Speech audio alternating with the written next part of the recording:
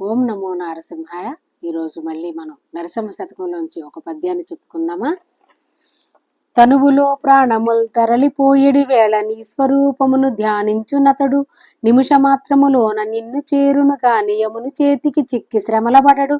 పరమ సంతోషాన భజన చేసేడి వారి పుణ్యమే మనవచ్చు భోగిసయన మోక్షము నీ దాస ముఖ్యుల కగుగాని నరకమెక్కడి దెయ్య నళిన నేత్ర కమలనాభని మహిమగానలేని తుచ్చులకు ముక్తి దొరకుట దుర్లభంబు భూషణ వికాస శ్రీధర్మపుర నివాస దుష్ట సంహార నరసింహ దురిత దూరా. తాత్పర్యం: ఓ నరసింహస్వామి, ప్రాణాలు పోయే వేళలో నిన్ను స్మరించువాడు క్షణములో స్వర్గమునందును గాని యముని పాలబడి కష్టములందడు.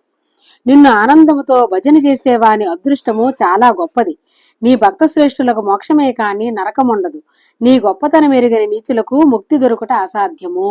అంటే భగవంతుని మించిన వారు మనకి ఎవరూ లేరు. మనకు మోక్షం ఇవ్వాలంటే ఆయన తప్ప వేరే ఎవరూ లేరు అని ఇందులో మనకు తెలియజేశారు. అంత్యకాలంలో మనం ఆయన్ని స్మరిస్తే ఆయన వైకుంఠాన్ని మనం చేరుకుంటామని కవివర్యులు చెప్పారు. జయ శ్రీరామ్ అండి. ఓం నమో నారసింహాయ.